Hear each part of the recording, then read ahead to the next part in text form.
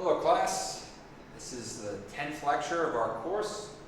In this lecture we'll be discussing thermal energy.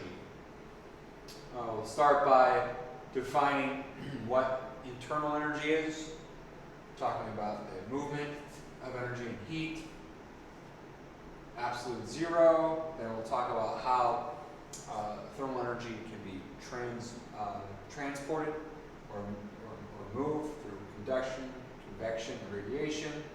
Talk about units of heat, thermal internal energy. Talk about heat capacity, specific heat, latent heat, and then finally thermal equilibrium and thermal expansion. So we have a lot to cover in this lecture. And we'll start with internal energy. So we know what energy is. We've talked about energy. It is, it's the capacity to do work. If something has energy, it can do work. And we know that there's different forms of energy. There's the energy associated with motion. That's kinetic energy, right? There's translational kinetic energy, and then there's rotational kinetic energy. There is energy associated with position within a potential field.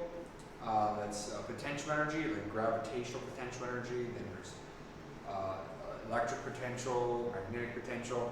Then we also mentioned elastic potential energy. And then we have another form of energy that's internal energy.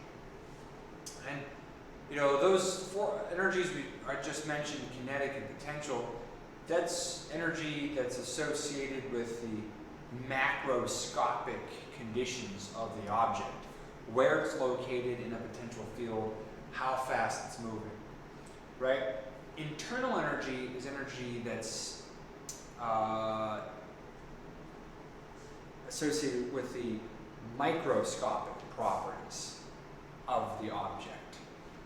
So it's the inside of the object, that's why it's called internal energy. And so if we look at an object, let's say just like a piece of metal, like a block of metal. Well, if we look closer and closer and closer until we got to the microscopic level, we'd see that it's a solid. Let's say if it was a solid chunk of iron or something, there would be atoms of iron, and they would be bonded together, right? These lines are the bonds. They'd be bonded together. I don't know what the crystalline structure of the iron is, but these iron atoms that are bonded together, right? Now, they're not just stationary. They are moving. They are wiggling back and forth. So if we look at those iron atoms, they have motion to them. They're moving back and forth. Though they're bonded together, they're moving back and forth. And because they're moving, the atoms themselves have kinetic energy. Right? And that's in a solid. They can move around. In a liquid, the atoms and molecules can actually be moving in space more. They're moving in space. And so they have kinetic energy. In the gas, the atoms are moving around in space, so they have mass. The atoms or molecules make up the gas, they have mass, and they have a velocity, so they have kinetic energy. And so the atoms or molecules that make a substance, a solid, liquid, or gas, are always moving in some way, shape, or form. And so they have kinetic energy. In a liquid or a gas, not only could they be moving in space, but they can also be rotating. So you have rotational kinetic energy too. So the atoms or molecules that compose a substance, they have kinetic energy. There's also potential energy in the chemical bonds, because you can almost imagine the chemical bonds like springs. If you push them, they want to push away. If you stretch them, they want to pull back. So there's some potential energy in the bonds of a solid. And then there's also the potential energy that's in the bonds that can be released if the bonds are broken. Well, what's that? That's called chemical potential energy. And think anything that's combustible, If it's combustible, that means if you react it with oxygen, you're able to break the atoms free from the chemical bonds, and they bond with oxygen. Basically, most things that are combustible are organic substances, carbohydrates, wood, paper, very simple, methane gas or propane or gasoline. And react with oxygen, what happens is the bonds between the carbons and the hydrogens are broken. That energy that's in that bond is released in the form of, well, electromagnetic radiation, which we'll talk about. And then the carbon bonds with the oxygen to form carbon dioxide, carbon monoxide, and goes up. So there's also energy in solids and in liquids, or I guess I should say anything, in molecules, in the bonds between atoms and molecules. So that's chemical potential energy.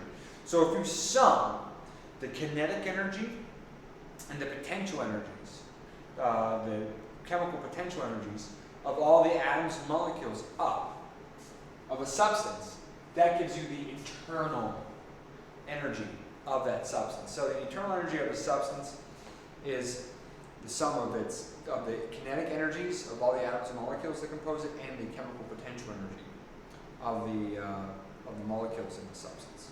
And that's internal energy. Okay?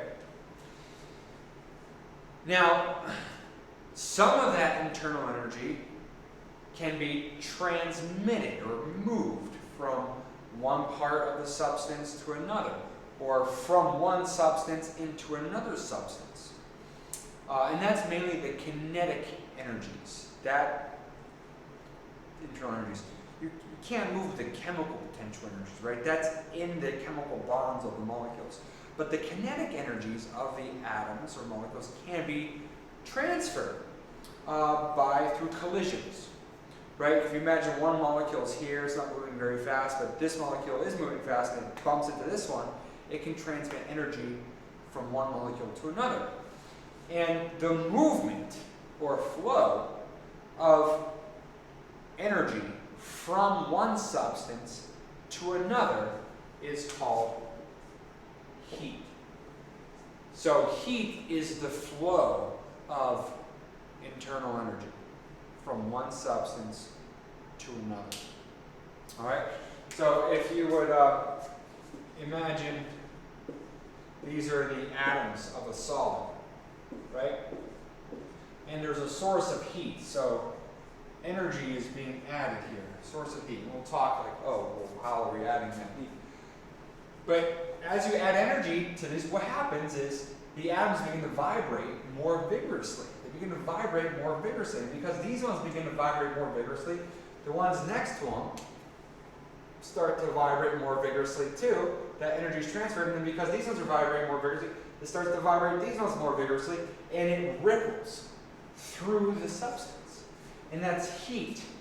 That's the movement of that energy, or the transmission of that energy through the substance. That's what we call heat. So heat is energy flowing from one substance to another. All right? And so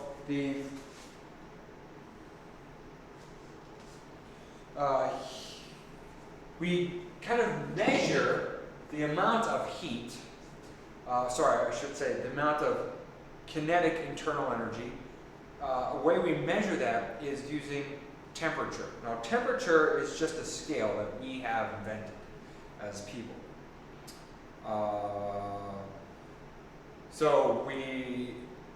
A very common temperature scale that we use in science is the centigrade scale. And it's 0 degrees, 0 degrees centigrade represents the amount of internal energy that water has at its freezing point at atmospheric pressure. That's what 0 degrees centigrade is. It's not a specific amount of heat. It doesn't mean, oh, this is this much energy. 0 degrees centigrade is defined as the amount of kinetic internal energy that water has at its freezing point at atmospheric pressure. So if something else is at 0 degrees centigrade, well, what you're really saying is that other material has the same amount of internal kinetic energy or internal energy as water does when it's at its freezing point at atmospheric pressure. Okay, now 100 degrees centigrade is defined by the amount of internal kinetic energy that water has at its boiling point at atmospheric pressure. So that's what 100 degrees centigrade is. So it's nice and easy. Let's define 0 as the amount of energy internal energy water has at its freezing melting point, and 100 degrees centigrade is the amount of internal energy that water has at its boiling point. And so 1 degree centigrade is equal to that difference in energy divided by 100. That's what 1 degree centigrade is. It's 1/100th of the difference in internal energy of water between its freezing point and its boiling point. And so that's how the centigrade scale is defined. It's defined by water.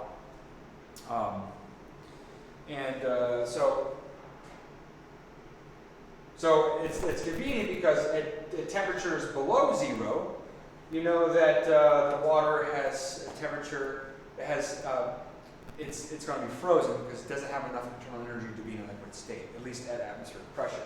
And if water is above 100 degrees centigrade, it must be in a vapor form because it has too much internal energy to be in a liquid state at atmospheric pressure. So it's less convenient. So we use temperature as a scale to measure the amount of internal energy. Now it's not you say, oh, we're measuring energy, so it has units of energy, right? Joules.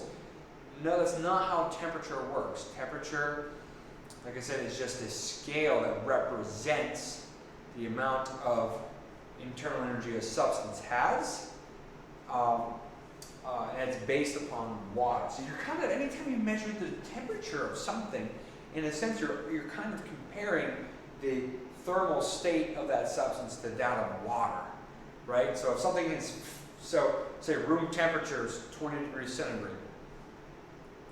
What are you saying? Well, it's like, well, the amount of internal energy in the air in this room is the same as that of water. That's 1/5 of the way between freezing and boiling.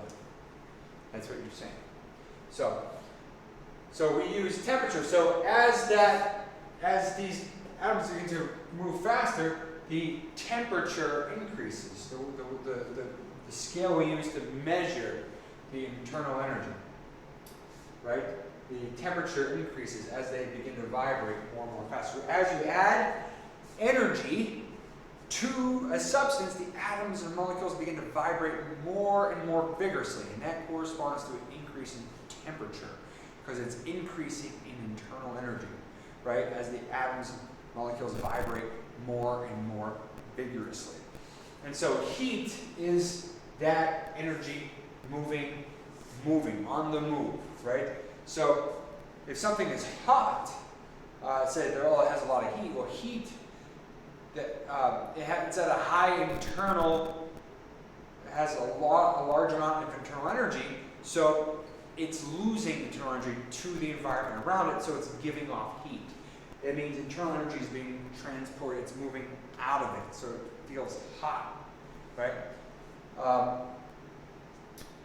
And we'll talk about thermal equilibrium, but it is the first law, I believe, of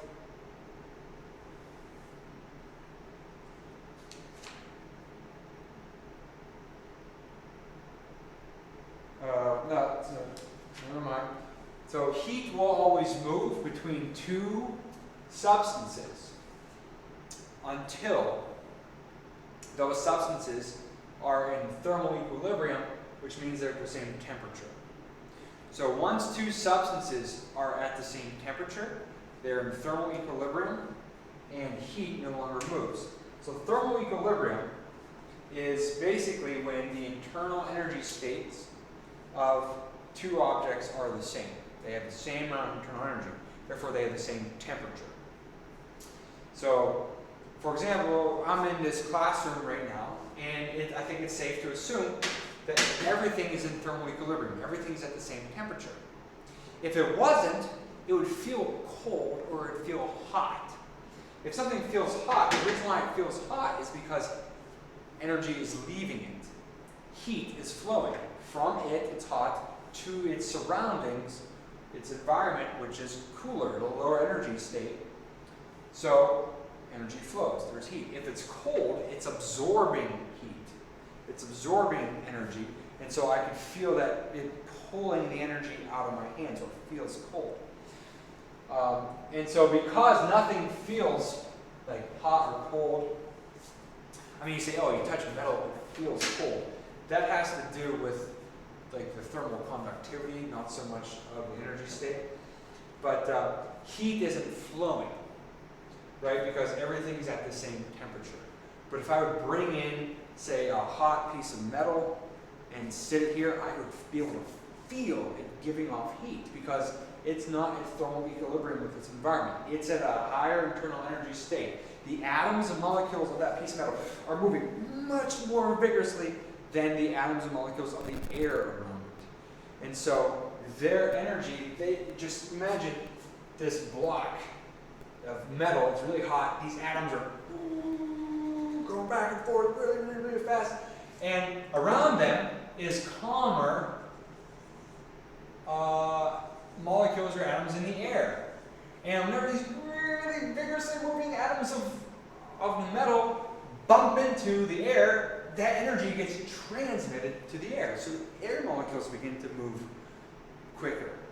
And that energy begins to diffuse or transmit out of the metal into the air until the molecules or atoms of the metal have the same amount of energy as the air. It's flat and they become thermal equilibrium. So there's no more discrepancy between the internal energies. And they become in thermal equilibrium and heat stops flowing. Right? And so that's heat. It's the flow of internal energy from one substance to another. And heat will flow from hot. Well, I shouldn't say from hot. Energy flows from a substance that has higher temperature to a substance that has lower temperature. And so heat will flow from the higher temperature substance to a lower temperature substance. And as that happens, the temperature of the hotter material decreases, the temperature of the cooler material increases. And whenever those temperatures are the same, it reaches thermal equilibrium, and then heat stops flowing. There's no more transfer of heat.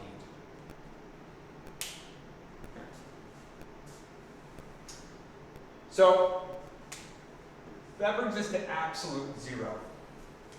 Now, absolute zero is a theoretical state.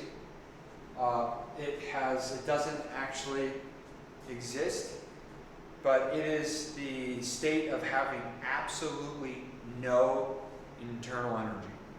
That's absolute zero. Now, absolute zero is negative 273 degrees centigrade.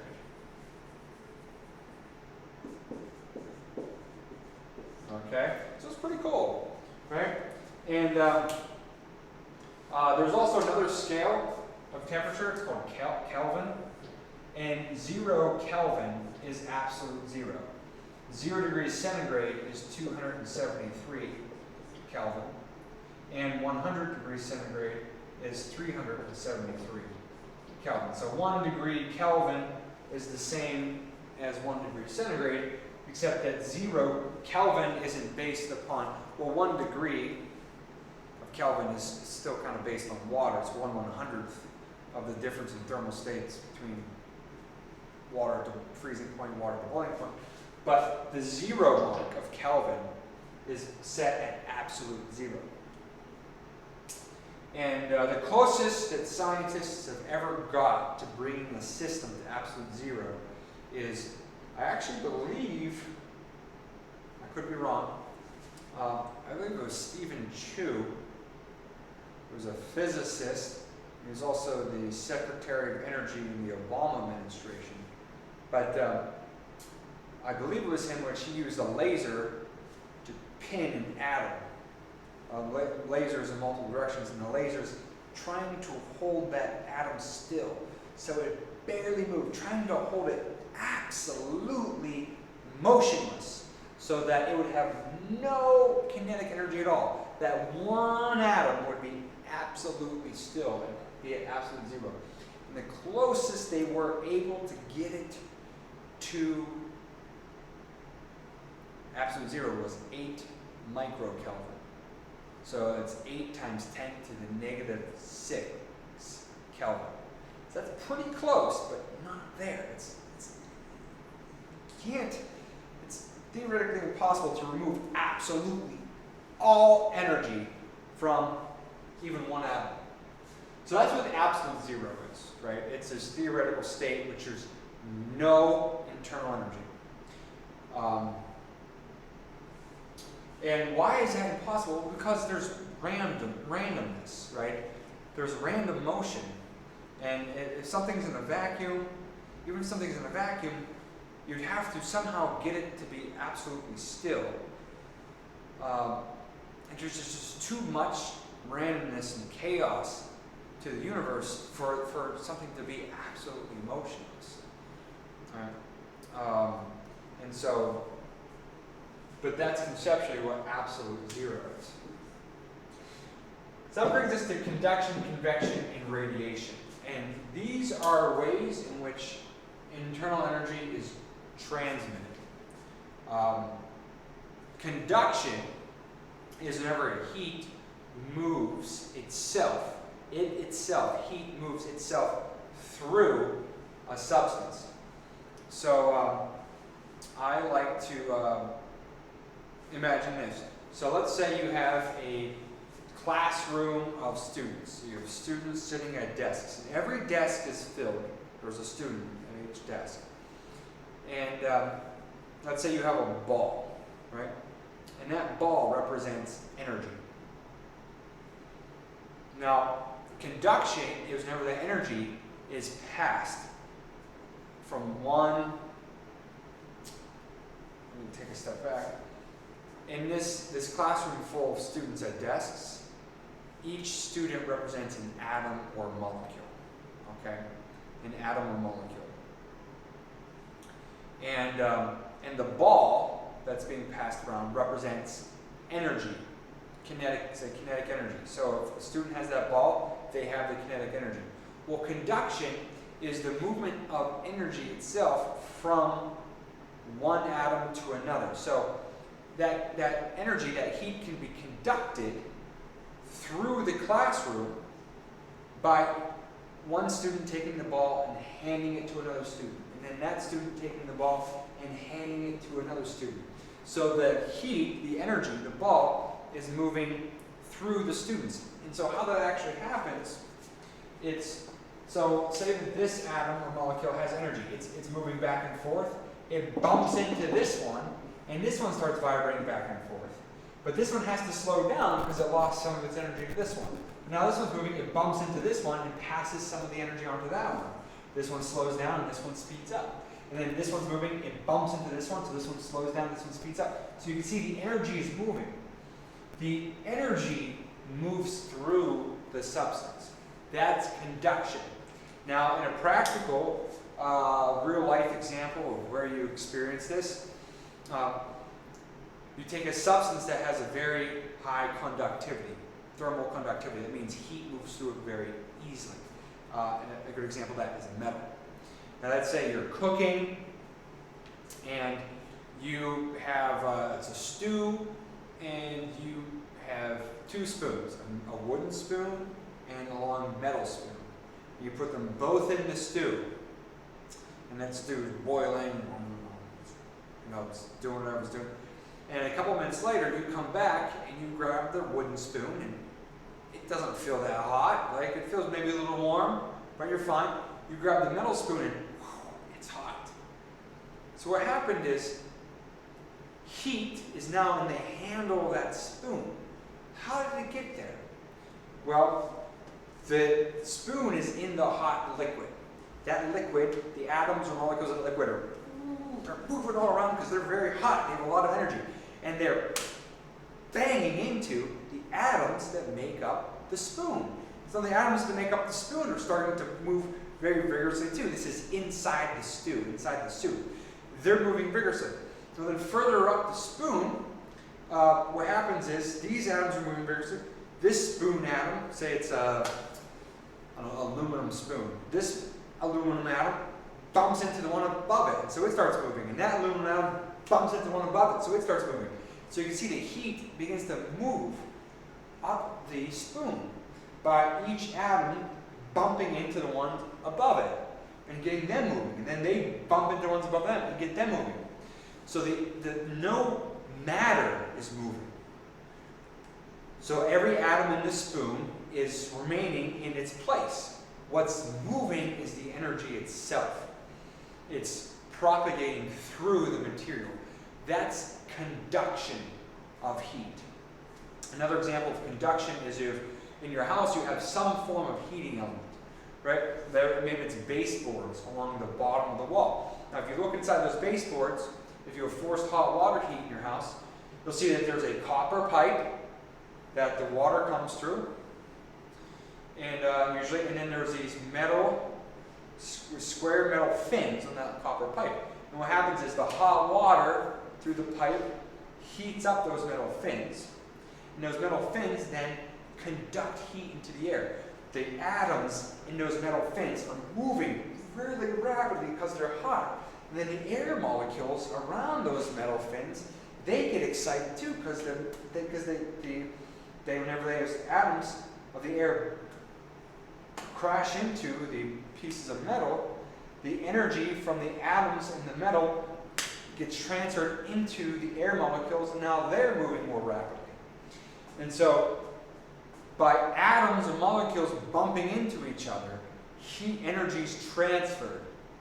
And that's the conduction of energy, of heat.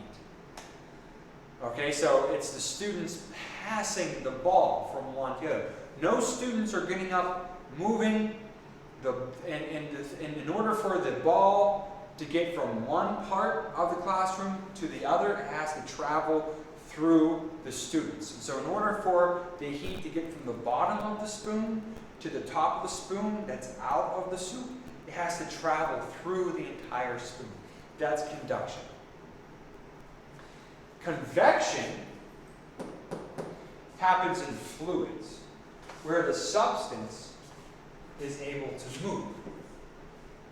So, unlike the spoon, the stew itself is a liquid. It can move. So what happens is, you have that pot, and there's heat being added to the bottom.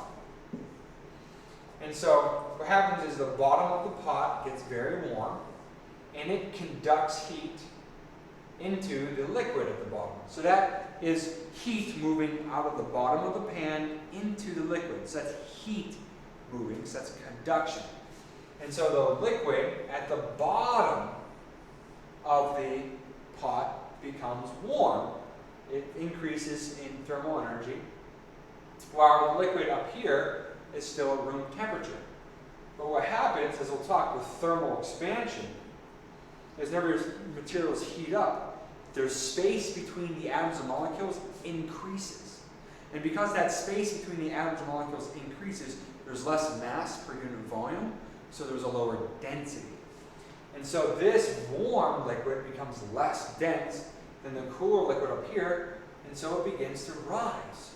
And the cooler liquid begins to sink. And so the warm liquid rises, and the cooler liquid sinks. So now we have heat or thermal energy being transported from here up to here, but it's not the heat itself that's moving, it's the warm substance moving, transporting the heat. That's, I should say, it's technically advection. That's the advection of heat, whenever heat moves due to a warm fluid moving. right? Conduction is the entire process. So whenever this warm liquid gets up here, what happens is then heat is conducted out of the liquid into the air. So now no more the heat's moving not because matter is moving, but because the heat itself is leaving the liquid and entering the air. So this combination of conduction, advection, conduction, that together is called convection, to be more specific. So here we have convection going on, where heat is being conducted into the liquid. The liquid advects the heat to the top, and then the heat conducts out of the liquid into the air. And so that's why convection is a combination of the word conduction and advection. So convection, because it has both convection and advection simultaneously happening. And that's usually what happens. That's why we very rarely use conduction and advection alone. We usually use convection. Because say if you want to heat a room, right? If you want to heat a room, so let's say this is a cross section of the room. Here's the baseboard. This is the source of heat, and let's say this is a window, and it's cold outside. So heat is being conducted out of the air. So heat is conducting out of the air through the window to the cold exterior. And heat is being conducted into the air from the hot heating element down here in the baseboard. So this is conduction. Heat itself moving out of the metal into the air at the baseboard, the heating element. And this is conduction here. Heat leaving the warm air through the glass into the cold exterior. That's conduction. However, this warm air, because it becomes less dense, this warm air rises and it moves this way. And that warm air moving transports heat. And so where this is conduction, this movement of the warm air, that's advection.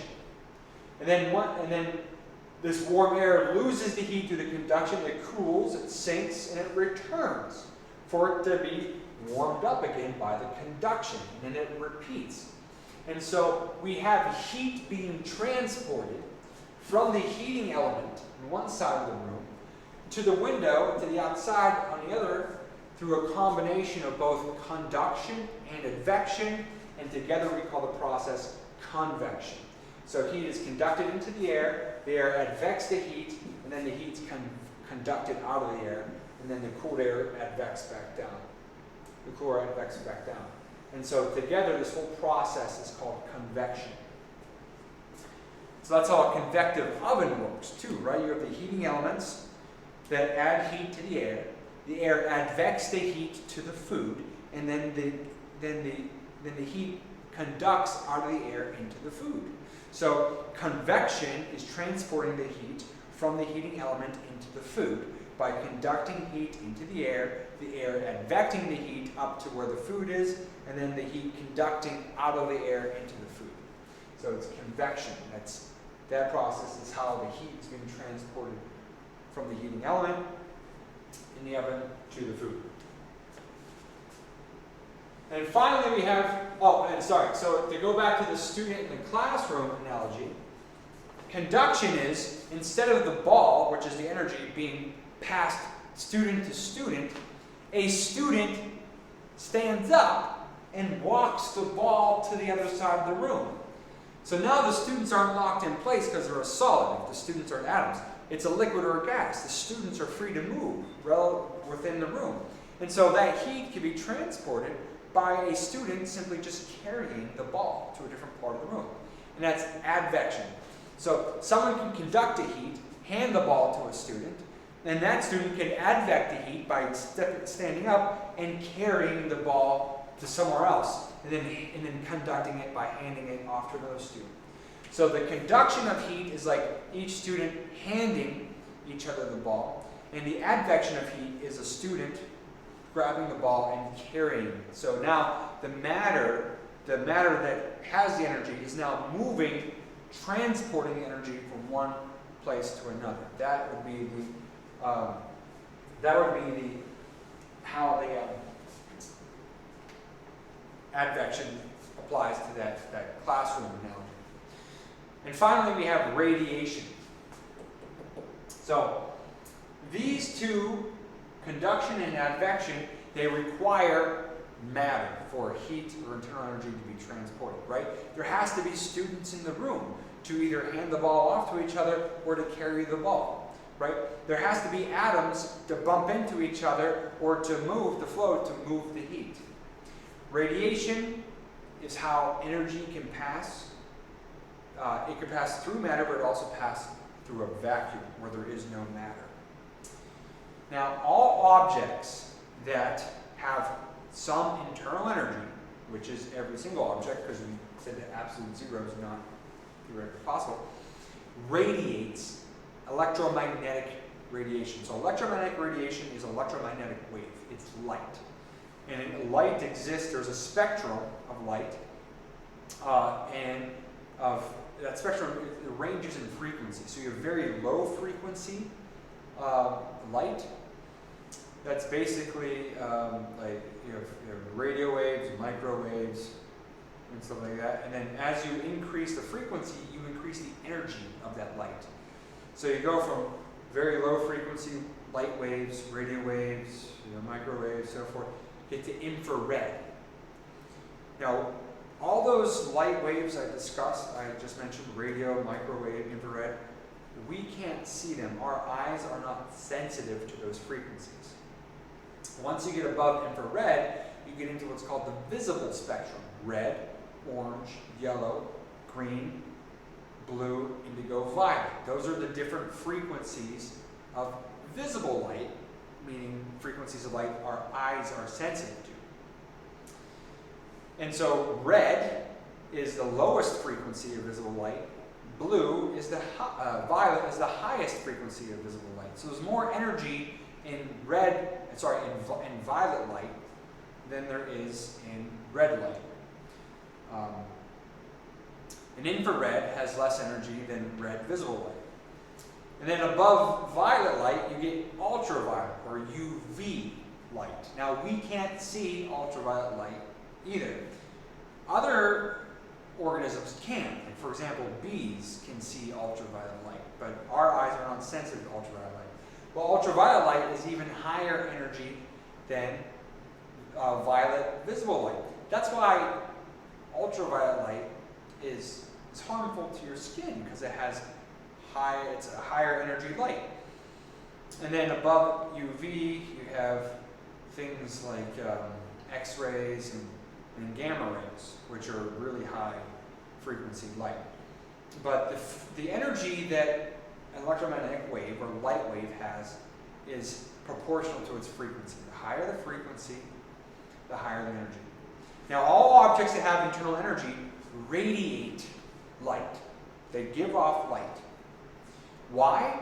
Because electromagnetic waves, light waves, are generated by moving electrical charges. And if an atom is moving, it has protons and electrons, it has electrical charges, it moves, it radiates off electromagnetic waves. Alright? So everything in this room, right here, is giving off light. You just can't see it because the light is low enough frequency that our eyes are not sensitive to it. However, if we make cameras that have filters on them that are sensitive to those different frequencies of light, we can see that light coming off of it. So, for example, if we used an infrared camera, a camera that's sensitive to infrared light, this room would look very different. Most of the things would look the same color because they're the same temperature, therefore they're radiating the same frequency of light. The lights ahead might be a little bit warmer, so they're radiating a little bit higher frequency, higher energy light. So they would look a little bit different. My body is probably at a higher temperature than anything else in this room, so I would be the brightest object in this room because my body is giving off the highest frequency light as anything else in that room, in this room. But it's all infrared. So you can't see it with your naked eye, it's not visible. A good way of thinking about this is think of a piece of metal, right? You heat metal up and it starts to get hot. And you could feel the heat, right? You could feel the heat from the metal. Now some of that heat you're feeling is heat being advected through the air from the metal. So the metal conducts into the air advects to your hand, and then the heat conducts out of the air into your hand. But most of the heat you're feeling from that hot piece of metal is radiation. It's the infrared light that it's radiating off. And what happens is, just like how moving atoms give off light waves, whenever a light wave hits a substance, it's absorbed by the atoms, and the energy in that light wave is transferred into the atom. And so that's how light can heat materials, because the light is absorbed by the substance, and that energy is transferred from the light wave into the substance. It's converted into electromagnetic potential energy of the electromagnetic field into the kinetic energy, the motion of the atom or molecule. And so that infrared light is being absorbed by your hand. Those light waves are being absorbed by your hand, and you're feeling that in your hands heating up. Your nerves can sense the increase in kinetic energy of the atoms of your hand, and the atoms of your hand are getting excited because they're absorbing that infrared light. Now, if you heat the metal up more, what happens is it begins to glow red. Why is it glowing red? Because now that piece of metal is hot enough that the atoms are moving so vigorously that the light that they're radiating off is no longer just infrared. It's high enough energy that it's starting to radiate red visible light. So you can actually see. Your eyes are sensitive to these frequencies of light. You can actually see some red light coming up. So if a piece of metal is really hot, right, like the filaments in a toaster or the heating element in your electric stove, if it's really hot, it not only is radiating infrared light, but it's starting to radiate red light. So you say, it's red hot. It's so hot. When you say it's so red hot, what you're saying is, it's so hot, it's radiating red visible light. What happens if you heat the metal even more? It begins to glow kind of like an orange, right? Because orange light is higher frequency than red light. So if it gets even hotter, it starts to radiate orange light. In theory, if you heat it up more and more and more, the metal would begin to sort of red, orange, yellow, and then it would start to radiate. It would start to turn green, radiate green if it got hot enough, but it melts before then. Right? So that's why it's red hot. And if you think of a flame, right? What color is a flame? Well, it's red, right? Why is it red? Well, because the air molecules around the substance that's burning are hot enough that they are radiating not just infrared light. The infrared light is what you feel, the heat that you feel from a fire. That's the infrared light you're absorbing. Because infrared light is much more readily absorbed by substances. But so that's why they use heat lamps are always red, because they just have a little bit of visible light that's red, and most of the light that a heat lamp gives off is infrared. You can't see it because infrared light is very easily absorbed by surfaces, and it increases the temperature. Doesn't mean visible light isn't absorbed, it is. So when you're standing on fire, you feel the infrared. But when you see the red, that's because some of the molecules are energetic enough that they're radiating higher frequency light, red visible light. And then parts of the flame are orange, because that air is even more energetic. It's radiating orange light. Some of it's yellow, and the hottest part of a flame is the blue part, right? Why are some flame, like a gas stove, it's blue? Because it's burning really hot. That air is so hot that it's radiating blue light. That's why it looks blue. Right? In theory, if you've got something hot enough or energetic enough, it would radiate ultraviolet light. And so if you think, well, how do we generate X-rays, right? How do we generate X-rays if we're going to, put someone in a diagnostic imaging machine and we want to send light to them in the form of X-rays? Well, we basically have to get something, a piece of metal or something, so hot, so energetic that it starts to radiate X-rays, really high frequency light. And so that's radiation. So the warmer something is, the higher frequency light it radiates. And to go back to the student sitting in the room analogy, radiation is as if a student takes the ball and throws it across the room. So the energy doesn't have to travel with matter, like convection. It doesn't have to travel through matter, being passed along like conduction. It can just be thrown.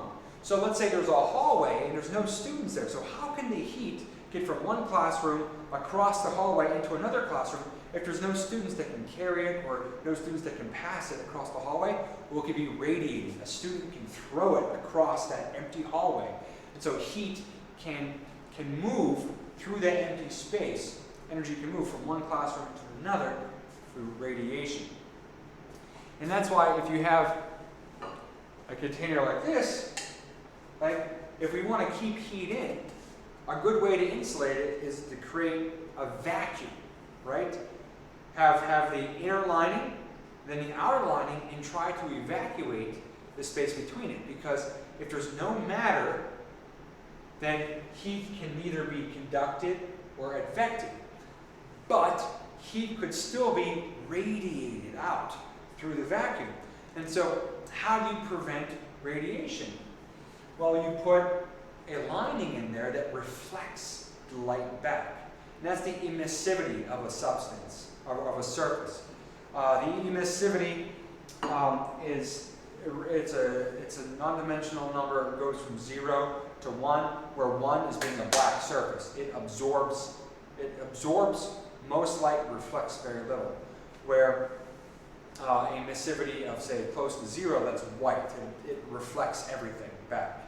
And so silver, shiny silver surfaces have a very low emissivity. So that's why inside of thermoses and stuff, they're painted like silver.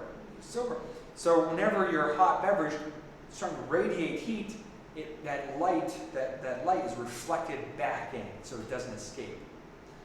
Right? So the light tries to escape, but the surface just bounces the light back in, just reflects the light back in. So that's what keeps your beverage warm. So you want to prevent conduction, advection, and radiation of heat out of your beverage. And if you want to keep it cold, it's the same exact thing, but you just want to stop the heat from coming from the outside in. So that's conduction, advection together. If those are happening simultaneously together, which usually are, we call that convection, and radiation.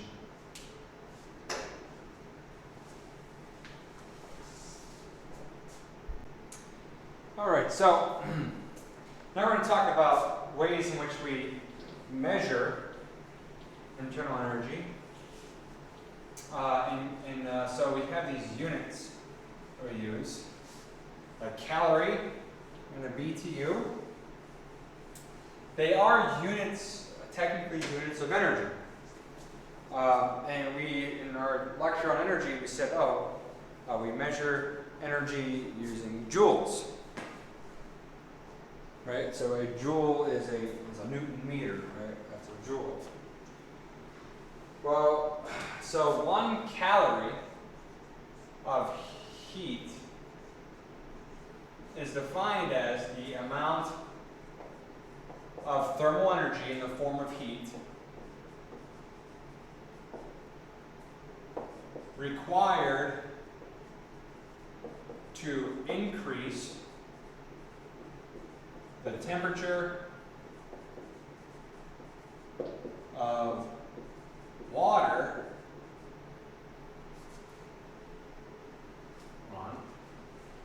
increase the temperature of 1 gram of water by 1 degree centigrade. So a calorie is a unit of energy that's defined using water. Okay, so how much energy is 1 calorie? Well, it's the amount of energy you have to add to 1 gram of water in order to increase its temperature by 1 degree centigrade. That's what a calorie is. Where a joule is not defined using a substance, right, or anything. A joule of energy is well, 1 joule is 1 Newton through a meter, like 1 Newton meter. But a calorie is a unit of energy that is defined by the properties of water, the thermal properties of water. And so how does a calorie relate to a joule? Well, 1 calorie is about 4.8 joules. So you could say it takes 4.8 joules of heat. Heat is a form of energy. It's internal energy. It's the kinetic energy of the atoms or molecules added up all together. So it takes 4.8 joules to increase the temperature of 1 gram of water by 1 degree centigrade. That's 1 calorie.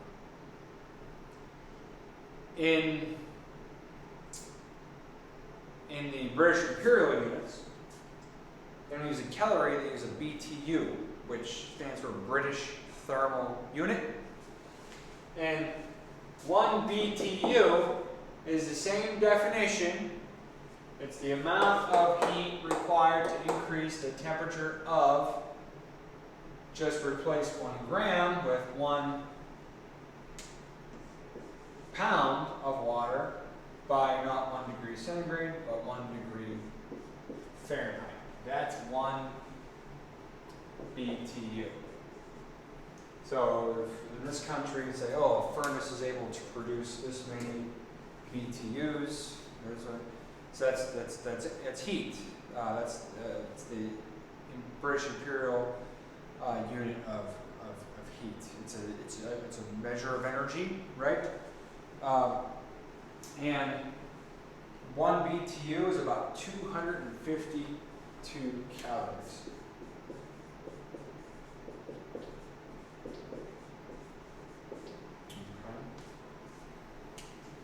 So you've probably heard the term calorie before.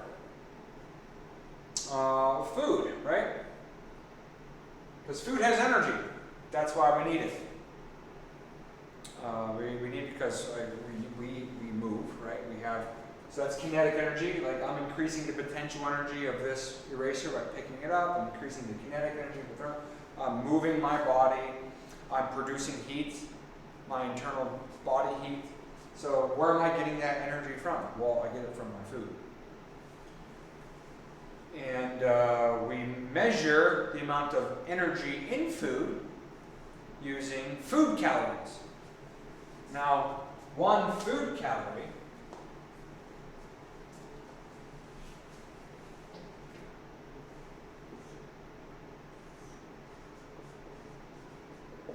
is equal to 1,000 calories.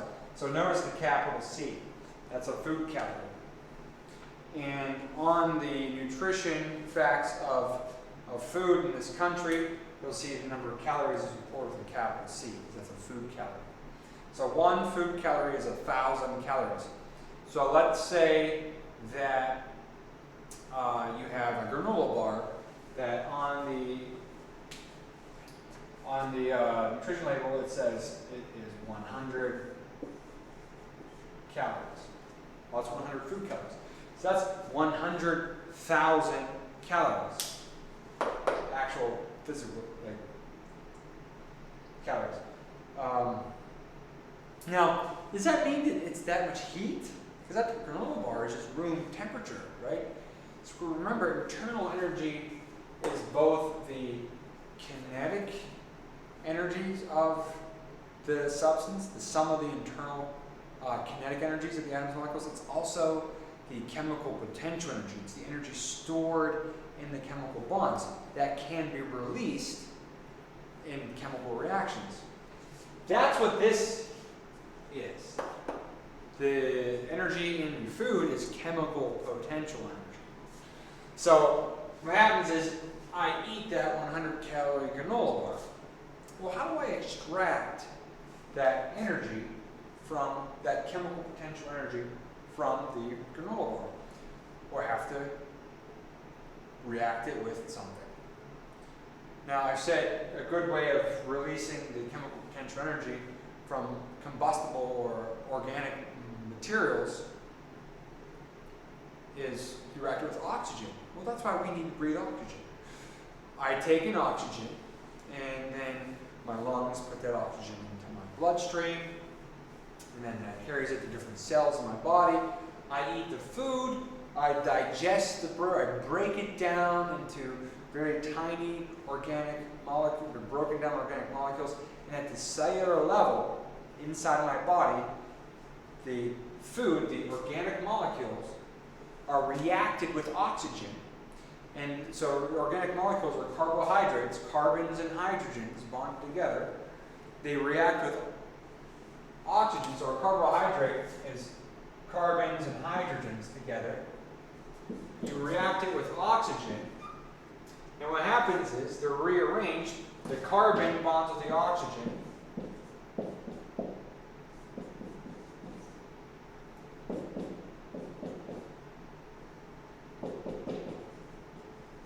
And the energy that's stored in the bonds of the carbohydrate is released. So when you react a carbohydrate with oxygen, you get out what you break the carbohydrate apart, and that's where the energy comes from. And then the atoms are rearranged and form CO2 and H2O. And so that's why whenever you breathe, what gases do you give off? You breathe out CO2 and you breathe out water vapor. Right? So you inhale oxygen. There's a lot of other, there's like nitrogen. Most of the atmosphere is nitrogen, but it's inert. You just breathe it in and breathe it out. But as far as the gas exchange goes, you breathe in, you take the oxygen in at the cellular level, you react the oxygen with your food. This isn't called combustion inside your body. Outside the body, this is combustion. This is burning. This is what happens when you burn a piece of paper. You're reacting the organic matter with oxygen, and the same thing happens. It gives off carbon dioxide, water, and energy. Energy is the flame, right? The heat and the flame. Inside the body, we call this metabolism, right? We metabolize our food. We react it with oxygen, and the byproducts are carbon dioxide, H2O, and energy. And that's the energy we use to fuel our bodies. Interestingly, this is the same chemical reaction as photosynthesis, just in reverse. Photosynthesis, a plant takes in carbon dioxide, it takes in water, right? A plant needs CO2, it needs water, then it gets energy. Where does it get the energy from in photosynthesis? It's the light from the sun. It takes the energy from that light and uses that energy to break apart the water molecule, to break apart the CO2 molecule. It rearranges the atoms into an organic molecule, and there's a byproduct of oxygen. So that's why plants give off oxygen. So metabolism, which animals do, and photosynthesis, which plants do, it's the same exact chemical reaction, just in opposite directions. Plants take CO2 and water and energy and make with it their bodies, organic matter, and give off oxygen. We eat the plant, we eat those organic molecules that they make, the vegetation. We breathe in oxygen, react them together, and give off CO2, water, and we use the energy. This is the same chemical reaction that happens in your car, right? This is gasoline, which is the remains of phytoplankton that used to live in the ocean a really long time ago. You react the phytoplankton with oxygen, that's why your car needs air. and it gives off carbon dioxide, water, and energy. This is the energy that makes your car go move, right? So it's interesting because the ultimate source of energy that fuels life on this planet, at least, in the atmosphere, like in weather and all that stuff, is the sun. Right? Even in our fossil fuels, this energy came from the sun. Plants and plankton in the ocean a long time ago photosynthesized to make those organic molecules and release oxygen. For fossil fuels, just that these organic molecules were buried in form of coal or petroleum or natural gas. We dig them up, we exhume them, burn them, and produce the CO2, water, and then use the energy. Right? So if we eat that 100,000 calorie or 100 food calorie granola bar, what that is there's chemical potential energy in that granola bar, in the bonds of the organic molecule, that if react with oxygen, you can extract 1,000 calories. So if we would burn that granola bar, we would be able to heat 100,000 grams of water, or 100 kilograms of water by 1 degree centigrade. That's how much energy is in that 100 food calorie granola bar. If we would burn it completely and extract all the potential energy that's in the bonds of the organic molecules that make up the food. All right. So in physics, they say your body is a machine, right? You put energy in the form of food, and energy you use energy, and we have biological processes that buffer, that store energy, and we store energy in reserves and fat, and so that's evolutionarily. So if there's ever a shortage of food, we have energy reserves because we constantly need energy. We constantly need energy. If we don't have energy, we fall apart. We starve, we die. And so if you put in more energy than your body uses, then you're going to have an excess of energy, and so that energy is stored.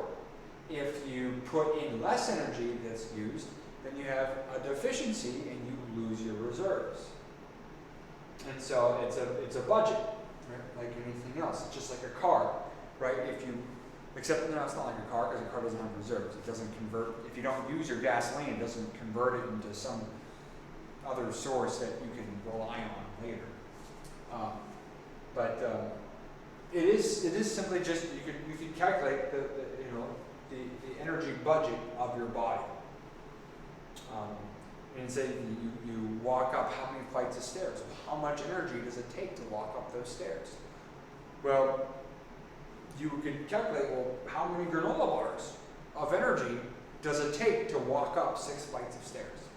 How many granola bars of energy does it take to maintain a certain body temperature if you're losing heat at a certain rate? If you're running, walking, you can calculate, how much work does it is required to get to that kinetic energy and to maintain that kinetic energy with there's air drag and stuff. You could calculate the amount of energy required. Now it's a little bit harder. You're like, how much energy is required in mitosis, cellular division, or meiosis?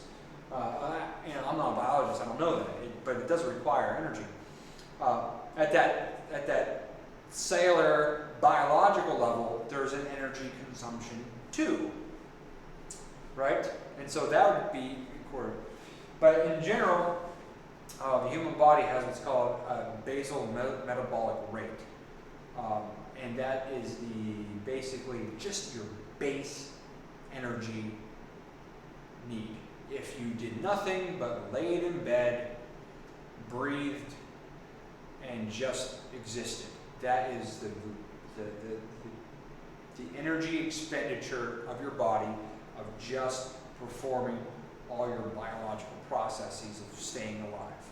Now, motion, moving around, exercise, all that stuff, that's additional energy to your basal metabolic rate. So if you know your basal metabolic rate, you just factor that in. Okay, that's all the biological processes. That's producing body heat. That's growing your hair. That's doing whatever, making new cells. If you know that, and you just put that as a line item, then it's all the other activities: walking upstairs, running, doing all this stuff. That you can compute an energy budget for that. And so that's a fun project to do. So that's a calorie and a BTU. All right. So now a calorie and a BTU are both defined by water. Right? They're amounts of heat, or energy, I should say, that are defined by water. But there's other substances besides water.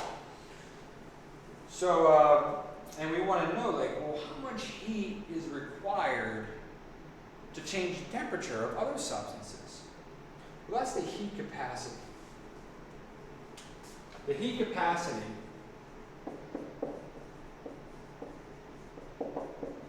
of a substance is the amount of heat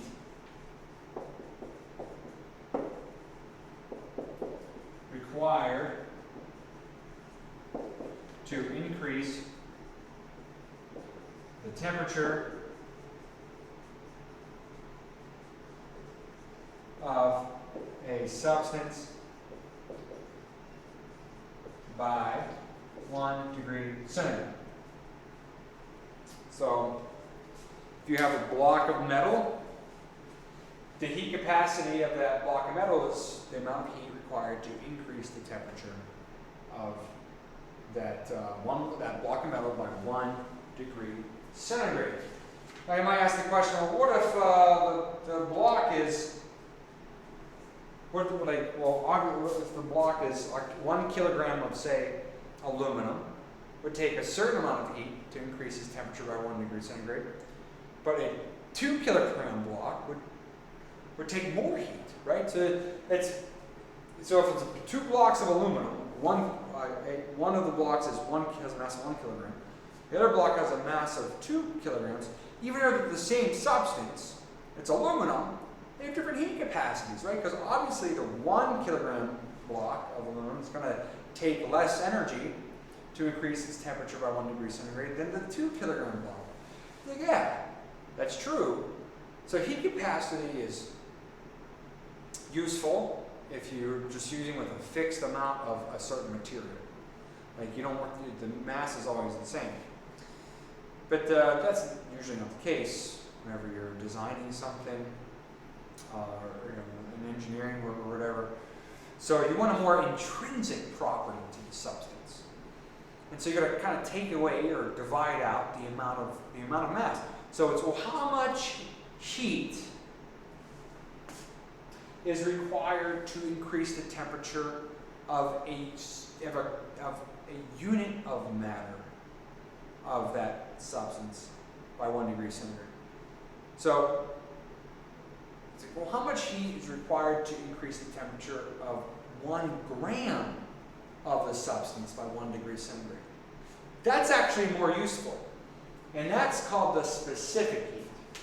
The specific heat is a more intrinsic property to a particular substance. Well, this is mass dependent, heat capacity. Specific heat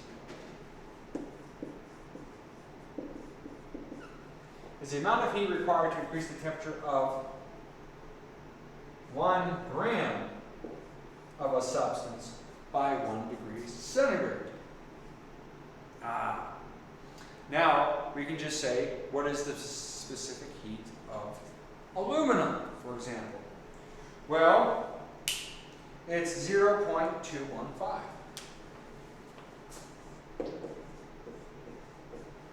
Calories per gram degree C. That's the specific heat of aluminum. What does that mean? Well, it takes 0.215 calories of heat to increase the temperature of 1 gram of aluminum by 1 degree centigrade. What's the specific heat of a very common substance on Earth? Water. Well, first of all, we use the letter C to represent specific heat. So the specific heat of water is 1 calorie per gram degree C. It's like, well, how is it so nice and tidy and neat? 1. Well, because remember, what is the definition of a calorie? A calorie is the amount of heat required to increase the temperature of 1 gram of water by 1 degree centigrade. So by virtue of the definition of a calorie, the specific heat of water is 1. Because it takes 1 calorie of heat to increase the temperature of 1 gram of water by 1 degree centigrade, because a calorie is defined as the amount of heat required to increase the temperature of 1 gram of water by 1 degree centigrade. So, which is really cool because we kind of know how water reacts with heat. Like because we cook with water, we're around water all the time, and we know we have this physical intuition, just like you know how hard and what angle to throw a football to get it to your friend. You have this physical intuition about how the world works. Like you do the projectile motion in your head, or you know when to press the brakes of your car in order to come to a stop within a certain amount of time, a certain distance. Like we live in the physical world, so we have this physical intuition. We have the kind of the same thing with water and its thermal properties. You're like, well, how much heat does it take to increase the temperature of this much water? And so because it's 1, it's nice because anything that's less than 1, it heats up quicker than water, right? Because it takes less. So for example, the specific heat of aluminum is 0.215 calories per gram degree centigrade. That's roughly 1/5 of that of water. So what does that mean? If we had 1 gram of aluminum and 1 gram of water, and if we added 1 calorie of heat to both of them, would they both experience the same temperature change? No, because they have different specific heats. The water, the 1 gram of water, having absorbed 1 calorie of heat would increase in temperature by 1 degree centigrade. However, the aluminum, because its specific heat is approximately 1/5 of a calorie, or 0.2, if you added 1 calorie of heat to it, its temperature is going to increase by just under 5 degrees centigrade. So you add the same amount of heat to the same amount of water and aluminum, the aluminum heats up faster, its temperature increases faster. Because its specific heat is 1/5 that of water, it heats up approximately 5 times faster than water. That's why metals get hot really fast, because they have relatively low specific heats. Water has a high specific heat.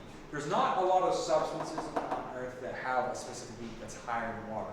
And we call the specific heat of a substance kind of like its thermal inertia, right? How much heat do you have to add to get an increase in temperature?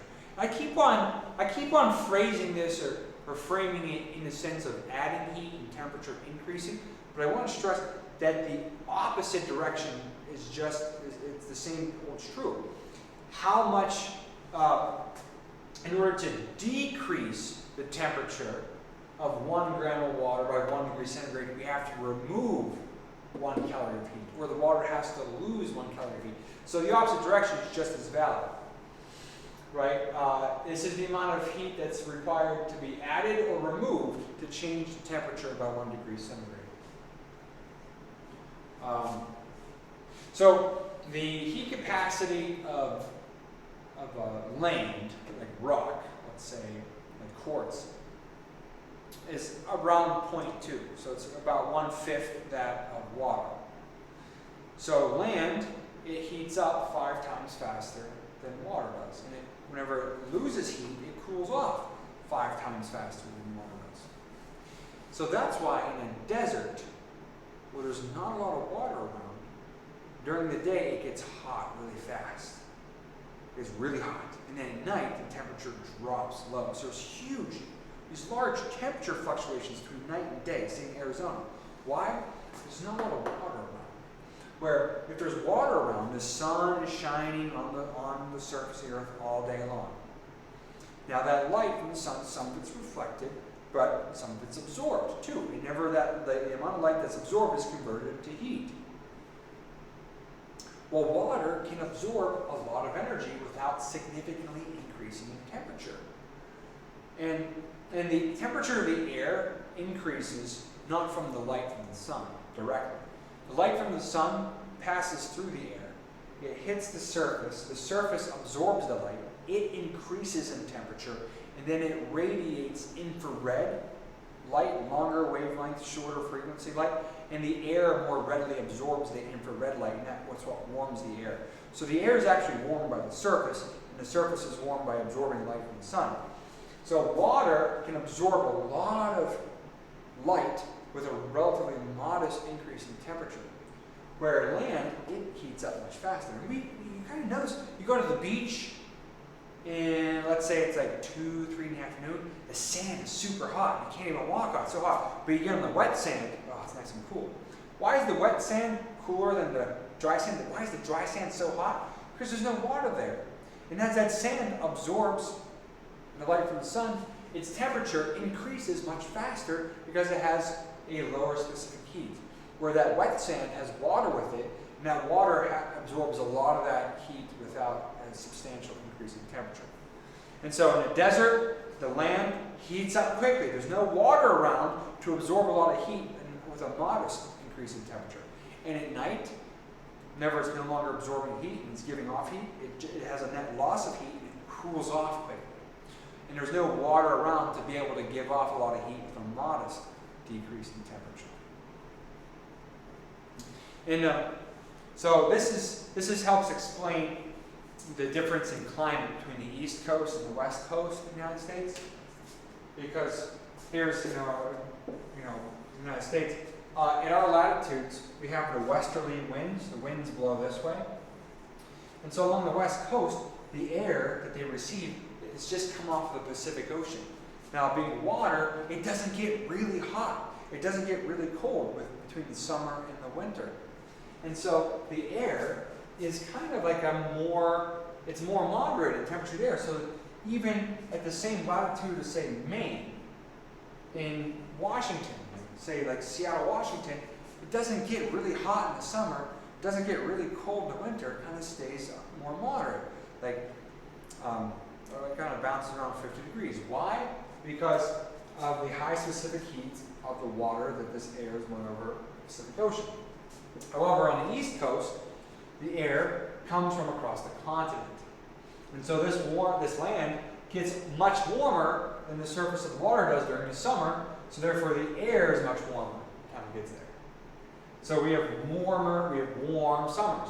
And in winter, this land cools off much rapidly than the water, so it's much cooler than the water, and so this air becomes very cool, so we have much cooler winters. That's what happened to the Pilgrims coming from over here in Europe,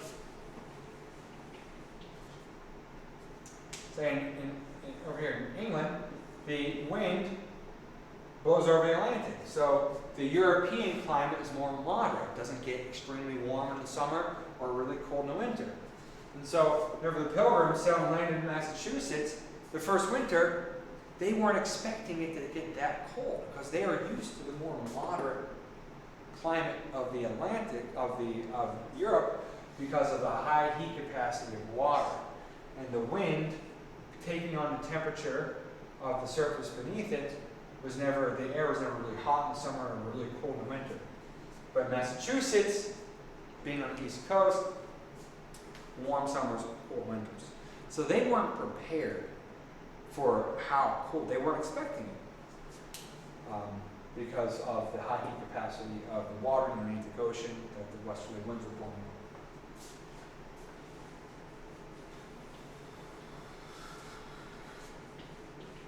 All right. So This tells us the specific heat of a substance, tells us how much heat is required to increase the temperature or decrease the temperature of 1 gram of a substance by 1 degree centigrade. Now, we use the letter Q to represent heat flow. Positive Q means the system is gaining heat. A negative Q means the system is losing heat. And so,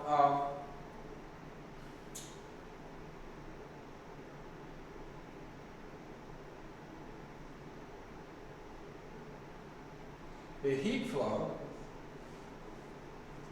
if we add heat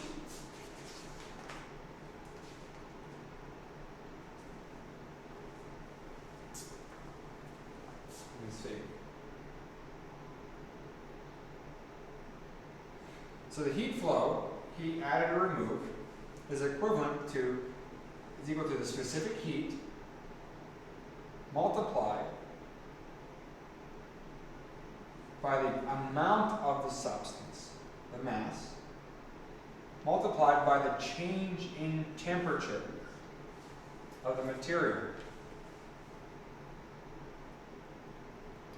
All right, so Q equals, you usually write MC delta T. Doesn't matter the order because it's multiplication. Multiplication is commutative. But Q, this isn't maybe in calories, equals mass, grams, times specific heat, calories per gram degrees C, times delta T, which is in degrees C. Calories equals calories. Right? So if we have a substance, we can calculate how much heat is required for a given delta T. We know how much of the substance we have, what its heat capacity is. Sorry, specific heat. Okay.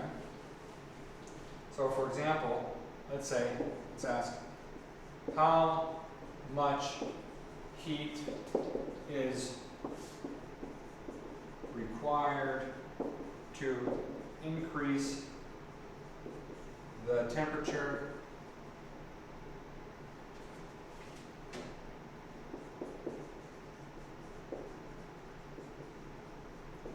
of 10 grams of water by 5 degrees centigrade.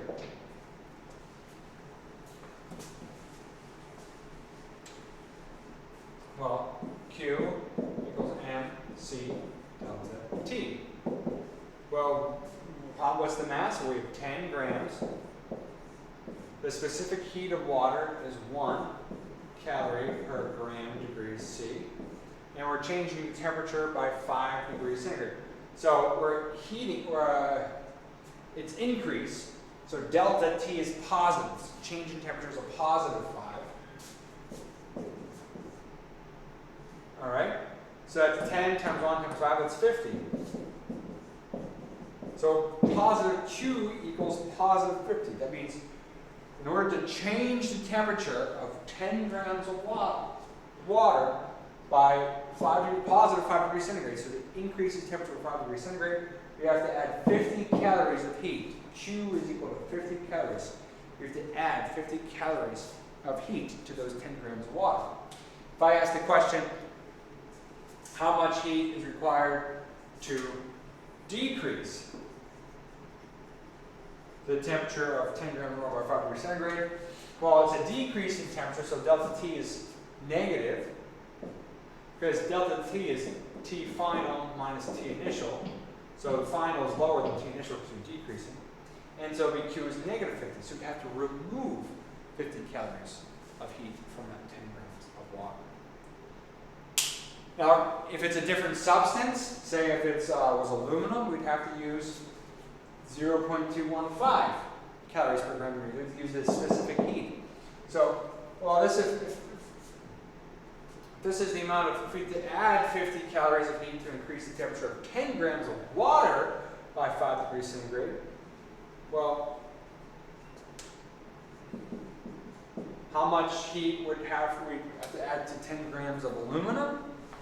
Well, it should be less because aluminum has a lower specific heat.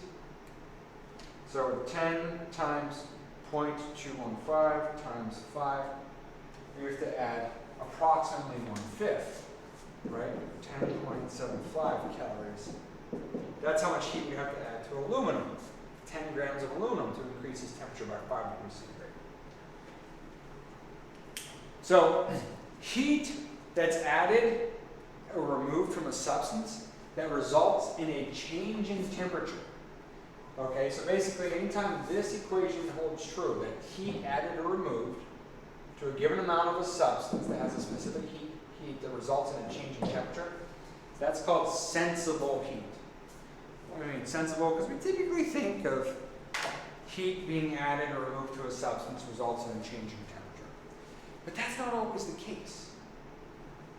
So sensible heat is heat that's, whenever you add it or remove it, results in a change in temperature. Sometimes, when we add heat or remove heat from a substance, the temperature doesn't change. Well, what's going on? Something has to happen, right? Well, something is happening. And those situations where there's no change in temperature occurs whenever there's a phase change. So whenever the material or the substance is changing phase from a solid to a liquid to a solid, a liquid to a gas, or a gas to a liquid. And in order to change phase, you have to change its energy state, right? So a liquid has more internal energy than a solid. And a solid has less internal energy than a liquid. A gas has more internal energy than a liquid. This is given the same substance, same pressure and everything. A gas has more internal energy than a liquid. A liquid has less internal energy than a gas. And the amount of heat that has to be added or removed from a substance to change its phase is called the latent heat. So sensible heat is heat that's added or removed that results in a change in temperature. But if a substance is at the temperature at which a phase change occurs, then heat added or removed doesn't go to changing temperature, it goes into changing the phase. And that's called latent heat.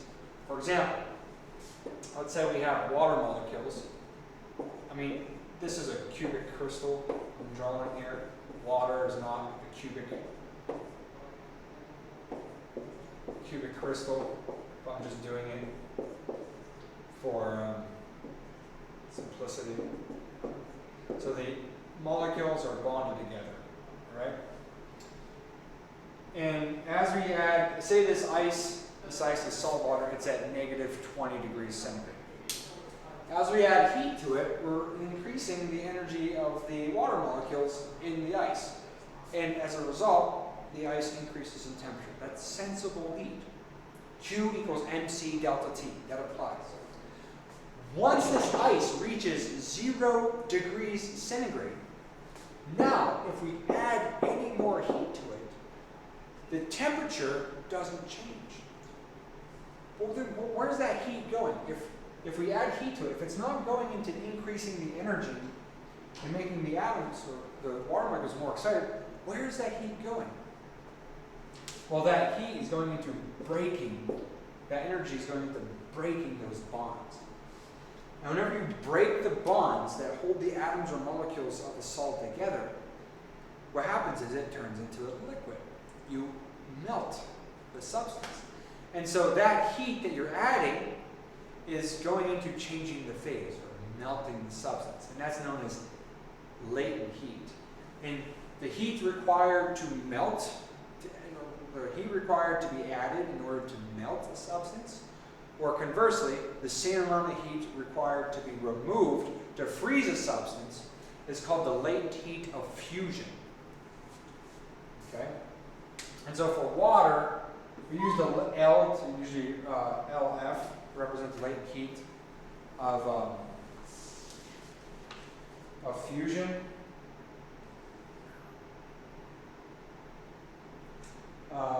In water, it's 79.8 calories per gram.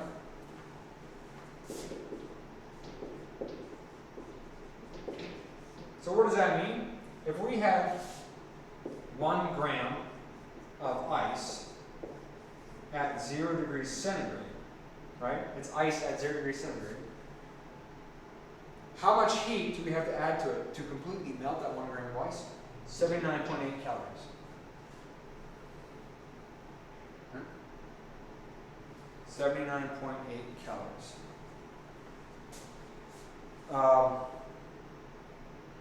And then that's the heat that's required to be added or removed in order to melt or freeze a substance.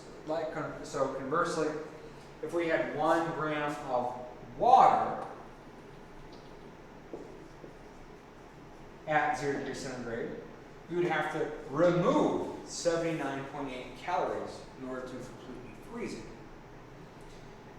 So during that phase transition, while the ice is melting or the water is freezing, the additional removal of heat does not go into changing temperature.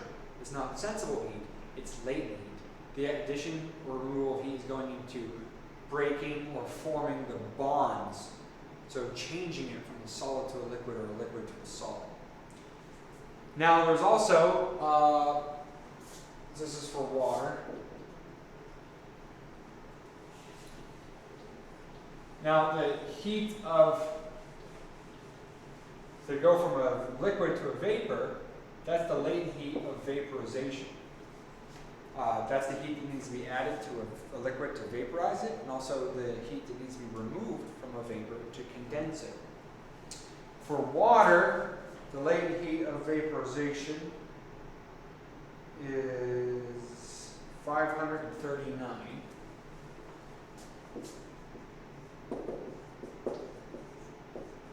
calories per gram. So if you have 1 gram of water at 100 degrees centigrade, you have to add 539 calories for that 1 gram to vaporize. So if you have steam, if you have water vapor, if you have 1 gram of water at 100 degrees centigrade, and you have 1 gram of steam at 100 degrees centigrade, which one has more internal energy? The steam. It's like, well, they're at the same temperature. Yeah, but they're at the same temperature. But in order to be gaseous, you had to add 539 calories per gram. So, so this has more energy to it. And then you can actually increase the temperature of steam above 100 degrees centigrade. You can't increase the temperature of water above 100 degrees centigrade unless you increase its pressure. That's why a pressure cooker, water can reach above 100 degrees centigrade because it's under pressure. But at atmospheric pressure, once water hits 100 degrees centigrade, it doesn't increase in temperature. Any additional heat goes into vaporizing. So that's why it feels so much more miserable on a hot, humid day than it does on a hot, dry day. Because a humid day, there's a lot of water vapor in the air, so there's a lot more energy in the air.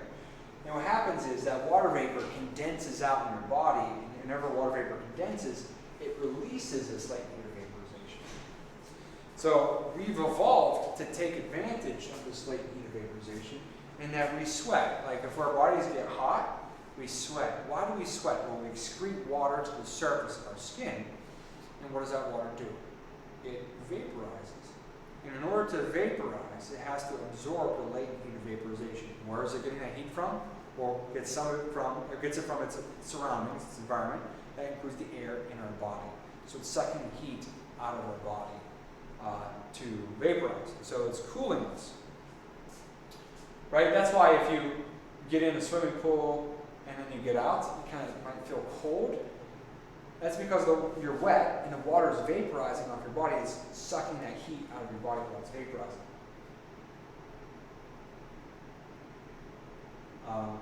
And so, to find out how much heat is required to melt or freeze, to vaporize or condense, Q equals Lm.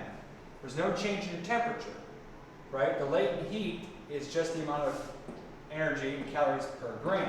So to find out how much heat is needed to melt or freeze, condense or vaporize, you take the latent heat, whether it's vaporization fusion or vaporization, whether it's melting or freezing or vaporizing or condensing, and multiply it by the amount of the substance. That tells you how much latent heat is required. So for example, how much latent heat is required to melt 2 grams of ice? Well, you put 2 grams for N, multiply it by 80 calories per gram, that's latent heat. That's 160 calories.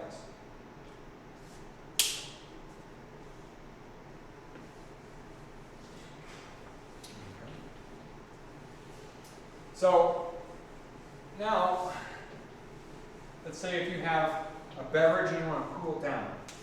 So you have a glass, let's say water. You want to cool it down, what you do is you put ice cubes in it. Why does that cool down the liquid? Well, because what happens is these ice cubes begin to melt. In order to melt, heat is conducted out of the liquid and it's absorbed by the ice to melt. And as it absorbs the latent heat of fusion. So how much heat can this ice absorb in melting? Well, you take the mass of the ice, multiply by the latent heat of fusion of water.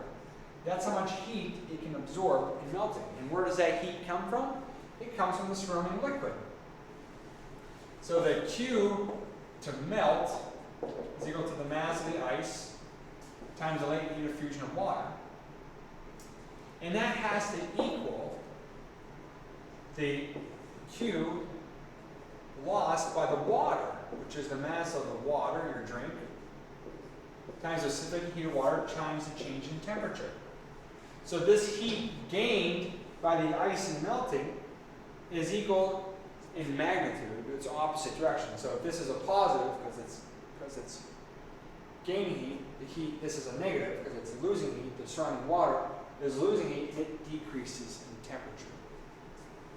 So it would be N ice, L fusion water equals negative N water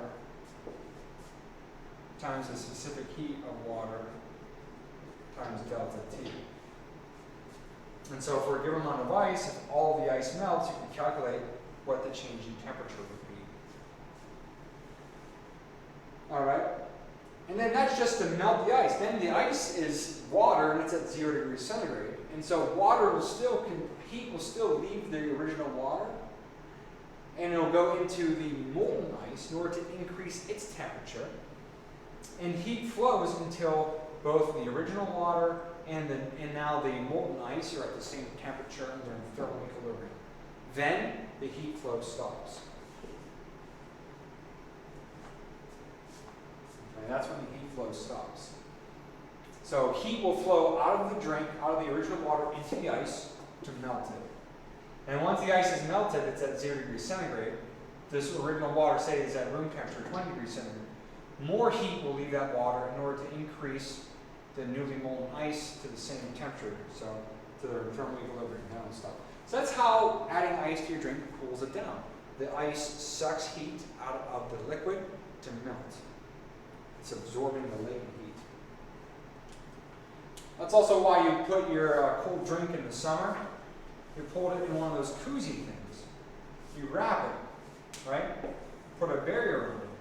That helps insulate it so that the heat cannot radiate or conduct in to your drink, but also it helps prevent water vapor in the air from condensing on your drink. You know how if you have a cold drink and it sweats? That's water vapor in the air condensing on the drink. Why? Because your drink has less heat or less internal energy than the surrounding air, especially the water vapor. Water vapor holds a lot of heat in the form of that latent heat of vaporization.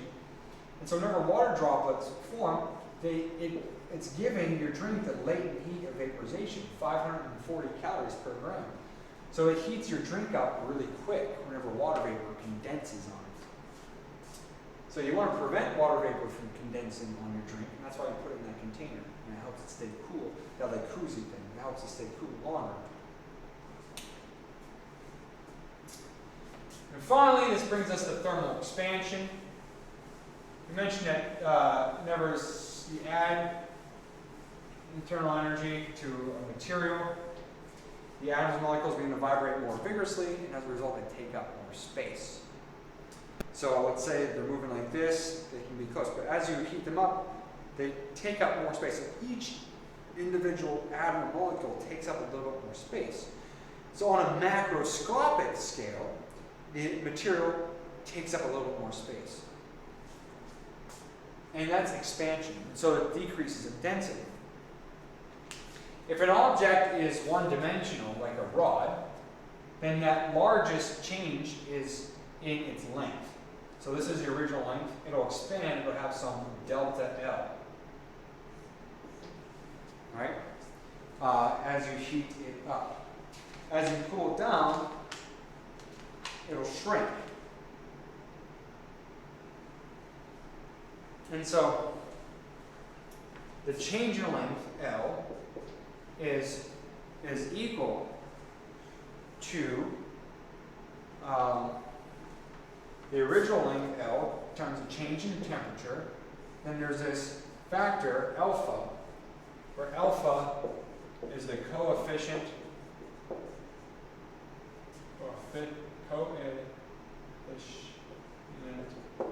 of thermal expansion. This is material dependent. Different materials expand differently.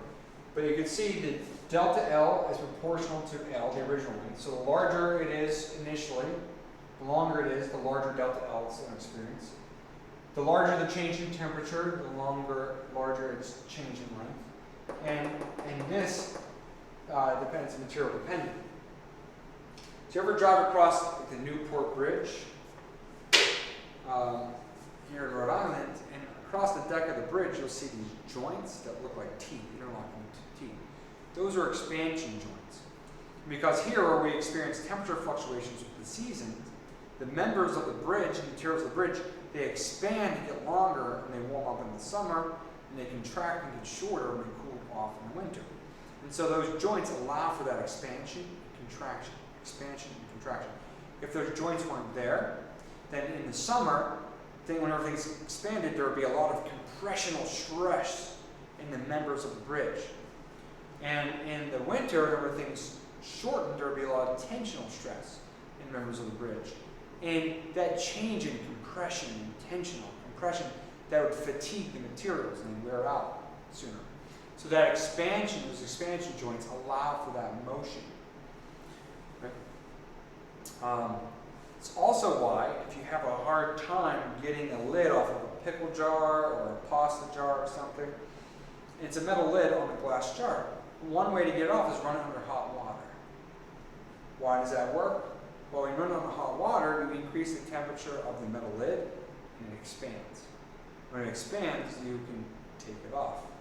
That's how one way you can, right? You have can where you heat the lids up. The lids get really hot, metal lids.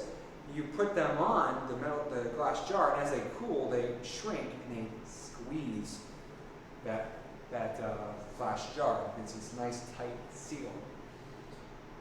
So the change in length of a substance is directly proportional to the change in temperature, the original length of the substance, of the material, and the coefficient of expansion of the material. Okay, so the coefficient of expansion is different for different substances. But whenever engineers building materials that are structures that are going to experience changes in temperature, they need to take this into consideration. If you're building any structure, you expect a change in temperature, you've got to allow that little bit of space for the expansion and contraction, or else things will buckle or they'll maybe crack due to tension. So that concludes our lecture on thermal energy. Thank you very much.